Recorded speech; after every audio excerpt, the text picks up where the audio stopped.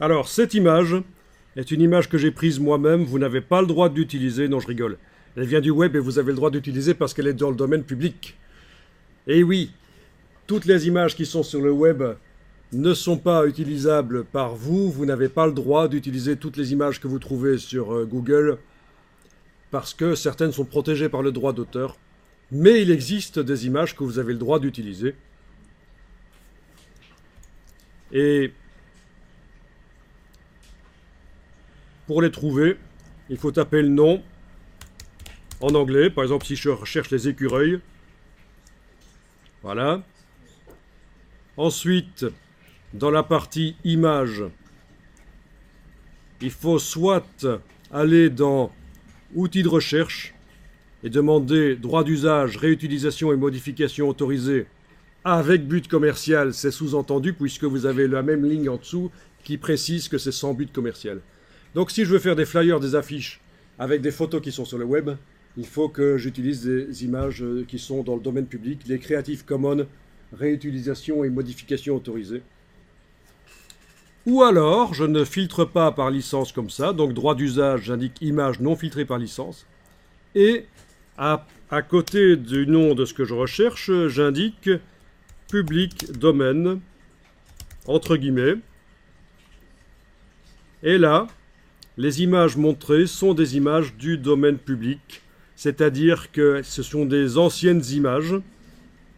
Bon, typiquement, ce genre de truc qui a dû être fait au XIVe siècle ou au XVIe siècle, ou des vieilles photos qui ont plus de 50, 60, 70 ans, ça dépend des pays pour le domaine public.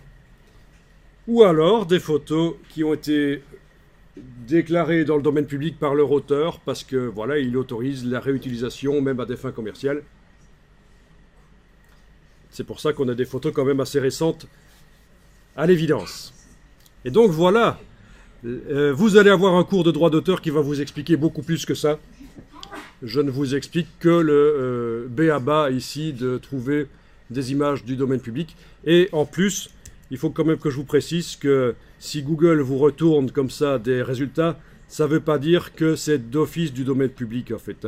Il faut aller vérifier sur le site. Alors si c'est du Wikipédia, c'est d'office du domaine public, mais si c'est un autre site, il vaut mieux aller vérifier les conditions d'utilisation. Parce que taper domaine public entre guillemets dans la recherche, c'est un truc automatique. Google vous donne des résultats automatiquement. Il n'est pas certain que ce soit réellement du domaine public. Il faut aller vérifier. Ok. Alors, dans InDesign, les images sont liées. Je vais expliquer en quoi ça consiste. Alors d'abord, il faut dire que quand on zoome sur l'image ici, on a l'impression qu'elle est quand même de bonne qualité. Oui, parce que les images du domaine public, il y en a de très bonne qualité, bien sûr. C'est parce que nous avons demandé que InDesign affiche les images en haute qualité. Il ne le fait pas d'office. D'office, vous allez avoir les images qui s'affichent comme ceci. Alors essayez. View, Display Performance, Typical Display. Voilà. Quand vous amenez une image dans InDesign, c'est à ça que ça ressemble. C'est pixelisé. C'est pour économiser des ressources informatiques quand on a des documents avec beaucoup de pages et beaucoup d'images haute définition. Mais vous pouvez demander à tout moment que les images s'affichent en haute définition dans InDesign en allant dans View, Display, High Quality Display et vous les voyez en haute qualité.